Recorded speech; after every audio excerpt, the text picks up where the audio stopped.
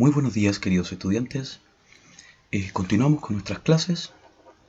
Continuamos también en nuestra unidad número 1, la libertad como tema literario. Estamos en la parte de género narrativo y en la clase del día de hoy vamos a tener como objetivo identificar los elementos del romanticismo en ejemplos narrativos, al igual que en la sesión anterior, pero esta vez vamos a hacer la retroalimentación de la actividad que habíamos dejado.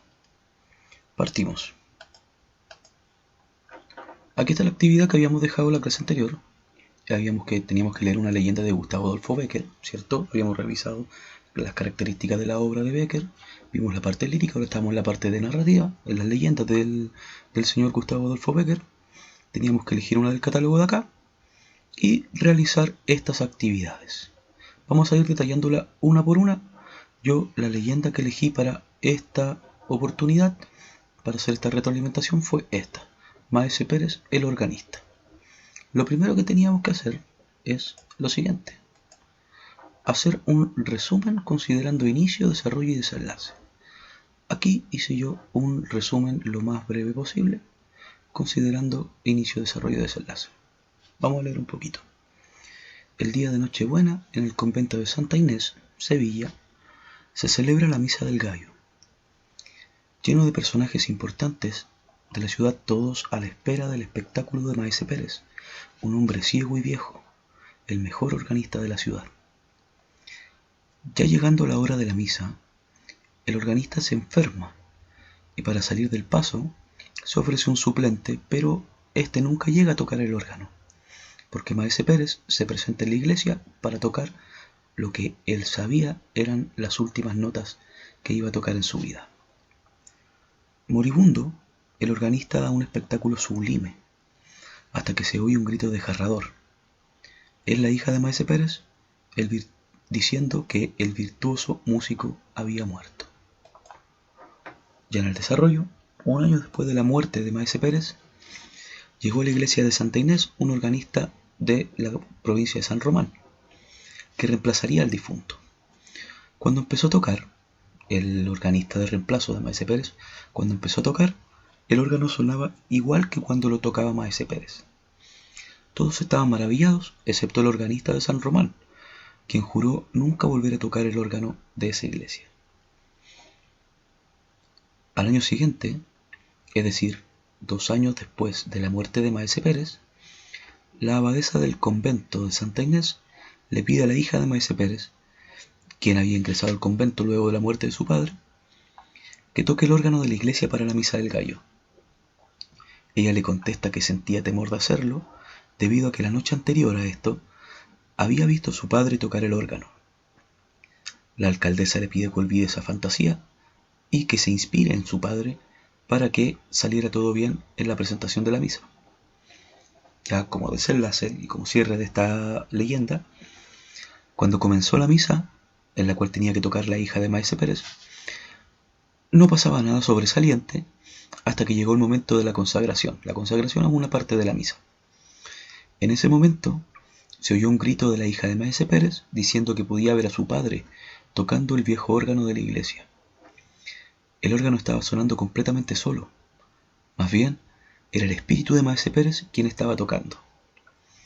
Así, ante los atónitos espectadores, se manifestaba el antiguo organista en su inmaterial presencia, resolviendo el por qué el año anterior el organista de San Román sonaba tan parecido a Maese Pérez y por qué éste también juró alejarse del órgano de la iglesia del convento de Santa Inés.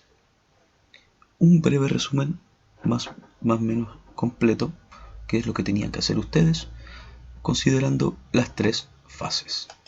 ¿Vale? Entonces, en base a este breve resumen, vamos a seguir con nuestros puntos de la actividad.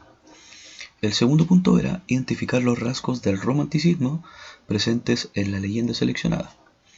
Yo me basé básicamente en 2, en los cuales son la irracionalidad. Habíamos dicho que el romanticismo negaba la estética anterior, la neoclásica, negaba el carácter racional, la concepción del mundo solamente a través de la razón, y lo dota a la obra artística de una irracionalidad. ¿Cómo se ve expresada en esta leyenda? La irracionalidad se ve expresada mostrando un suceso paranormal, un órgano que toca por sí solo, o en este caso toca por medio de la aparición fantasmal de Maese Pérez. Y por otro lado tenemos el rescate de las raíces nacionales. ¿Cómo lo podemos ver esto? La obra en sí misma describe costumbres de la gente de esa época.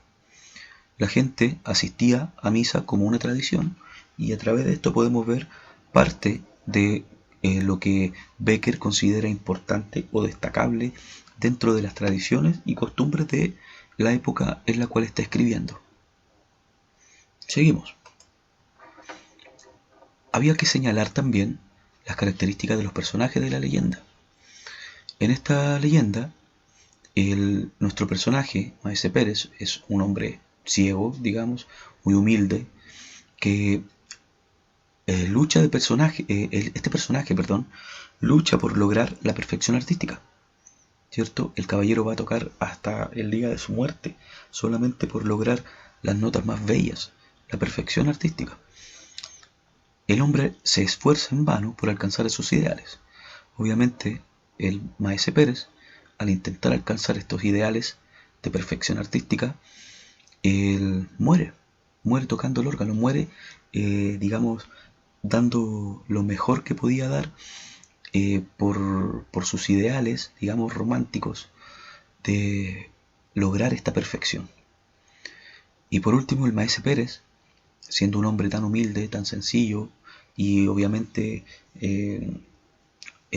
al ser ciego, le atribuía más importancia a otras cosas, más a lo espiritual que a lo material. Esto lo podemos evidenciar también en el afán que tenía él por lograr esta perfección. Seguimos. Por último, teníamos que reconocer los elementos del espacio y la naturaleza solidaria presentes en la obra. En esta obra, la historia se desarrolla en un convento antiguo, el convento de Santa Inés, específicamente en la iglesia del convento de Santa Inés, en el cual se lleva a cabo la Misa del Gallo.